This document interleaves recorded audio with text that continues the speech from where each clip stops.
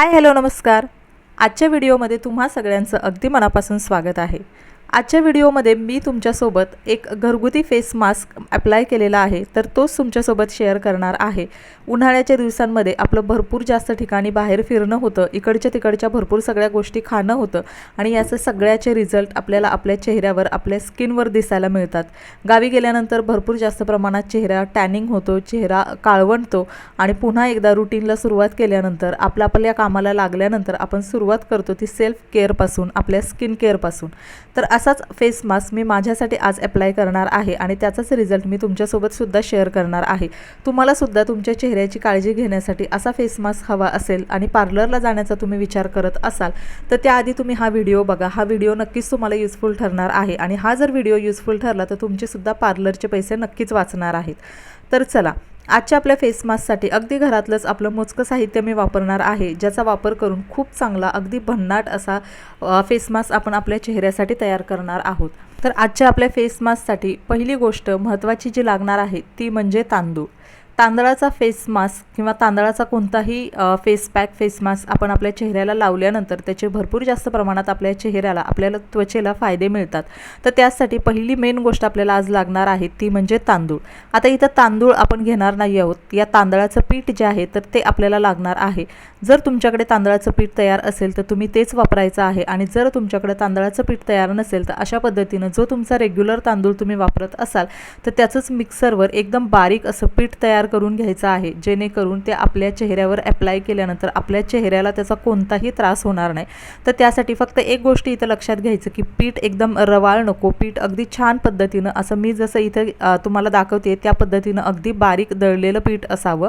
तर अशा पद्धतीनं आपण तांदळाचं पीठ आज आपल्या चेहऱ्यासाठी वापरणार आहोत, कारण तांदळाच्या पिठामध्ये असे गुणधर्म असतात ज्याच्यामुळे आपली डेड स्किन जी आहे, मृत त्वचा आहे ती निघून जाण्यासाठी मदत होते आणि जेव्हा डेड स्किन निघून जाते तेव्हाच आपली स्किन जी आहे ती हेल्दी आणि ग्लोईंग, चमकदार दिसण्यासाठी खूप जास्त मदत होते।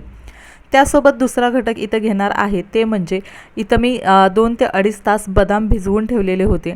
भिजवून ठेवलेले बदामसुद्धा आपल्या त्वचेसाठी, आपल्या त्वचेचा रंग उजळण्यासाठी, त्वचेला हायड्रेट ठेवण्यासाठी खूप जास्त मदत करतात।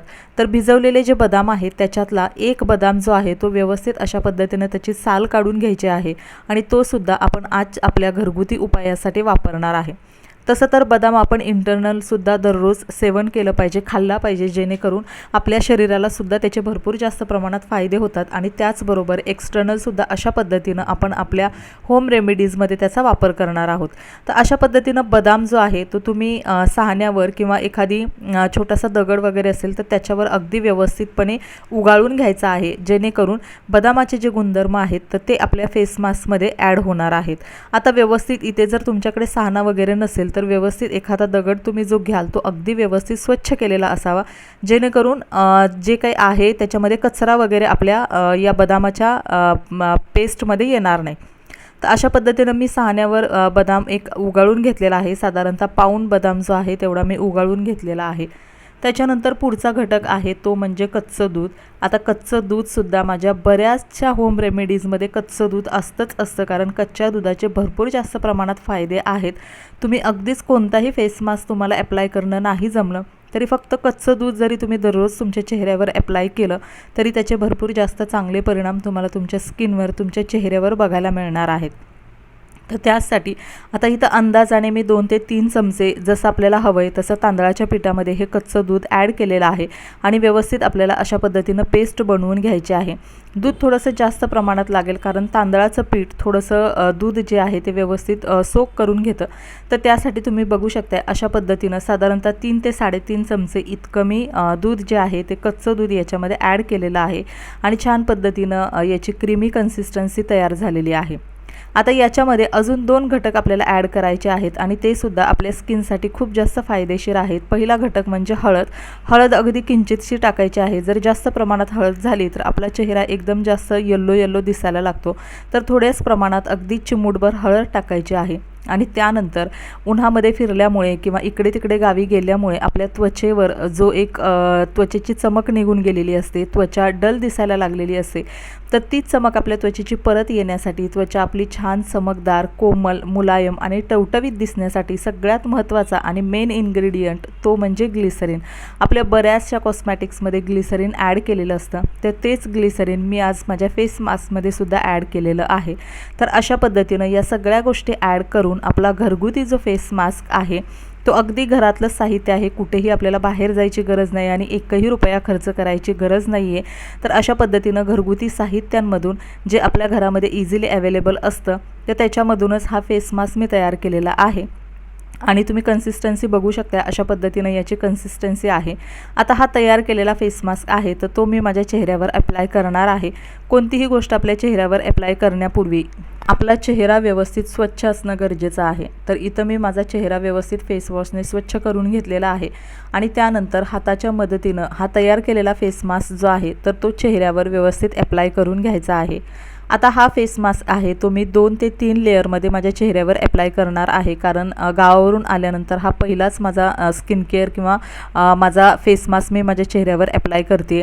त्यामुळे बराचसा चेहरा जो आहे तो डल दिसायला लागलेला आहे, त्वचा काळवंडली आहे. तर त्यासाठी त्याचा जास्त परिणाम इफेक्टिव्हपणे चेहऱ्यावर होण्यासाठी 2 ते 3 लेअर जे आहेत तर मी या फेस मास्कच्या माझ्या चेहऱ्यावर अप्लाय करणार आहे आणि त्यानंतर व्यवस्थित तो थोडासा सुकू देणार आहे आणि त्यानंतर मग चेहऱ्यामध्ये हलक्या हातानं मसाज करायचे आहे, थोडंसं चेहऱ्यावर टॅपिंगसुद्धा करणार आहे.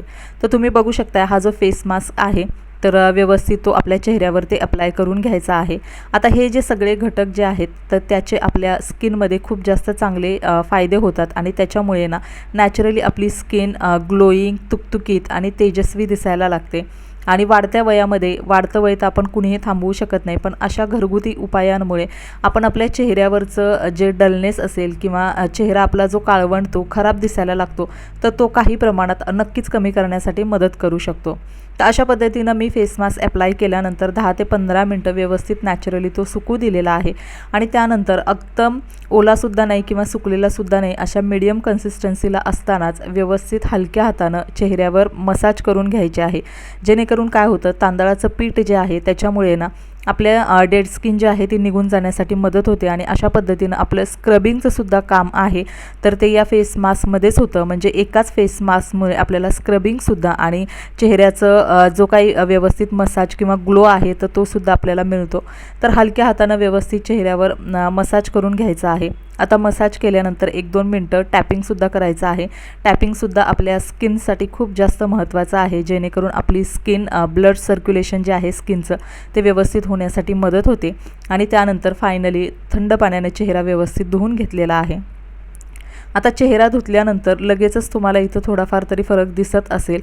सगळ्यात महत्त्वाचा फरक म्हणजे जेव्हा पण आपण कोणताही फेस मास्क, कोणतीही होम रेमेडी आपल्या स्किनवर, चेहऱ्यावर अप्लाय करतो ना तर सगळ्यात पहिली गोष्ट म्हणजे आपला चेहरा खूप जास्त चांगल्या प्रमाणामध्ये एकदम गुळगुळीत आणि मऊ झालेला असतो आणि त्याच पद्धतीनं चेहऱ्यावर ग्लोसुद्धा ना थोडाफार तरी प्रमाणात दिसायला लागतो. आता अगदीच कोणताही फेस मास्क तुम्ही वापरल्यानंतर एकाच दिवसामध्ये तुम्हाला अगदी गोरा चेहरा मिळणार नाही किंवा एकदम चेहऱ्याचा जो तुमचा रंग आहे तो 2 ते 3 शेडमध्ये लायटरसुद्धा मिळणार नाही. हळूहळू तुम्ही जेव्हा जसं अप्लाय करत जाल तसं तुम्हाला तुमच्या स्किनमध्ये फरक दिसायला लागेल. तर अशा पद्धतीनं मी फेस मास्क अप्लाय केला आहे आणि रिझल्टसुद्धा तुम्ही बघू शकता. आणि संध्याकाळच्या वेळी कोणतीही होम रेमेडी अप्लाय करायची, त्याचे जास्त चांगले परिणाम मिळतात. आणि त्यानंतर मॉइश्चरायझर लावायला अजिबात विसरायचं नाही, जेणेकरून हे जे सगळं मॉइश्चर आहे ते आपल्या चेहऱ्यामध्ये रात्रभर व्यवस्थित लॉक होईल आणि रात्रभर आपला चेहरा छान ग्लो करण्यासाठी किंवा दुसऱ्या दिवशी सकाळी फ्रेश दिसण्यासाठी तयार होईल. आणि अशा पद्धतीनं मी ॲलोवेरा जेल वापरलेला आहे आणि छान पद्धतीनं आता रिलॅक्स झोपणार आहे, जेणेकरून सकाळी माझा चेहरा खूप छान पद्धतीनं फ्रेश दिसणार आहे. तर चला आजचा व्हिडिओ मी इथंच एंड करते. व्हिडिओ शेवटपर्यंत पाहिल्याबद्दल मनापासून धन्यवाद. जर तुम्हाला व्हिडिओ आवडला असेल तर नक्की व्हिडिओला लाईक आणि चॅनलला सबस्क्राईब करा. Thank you so much. Bye bye.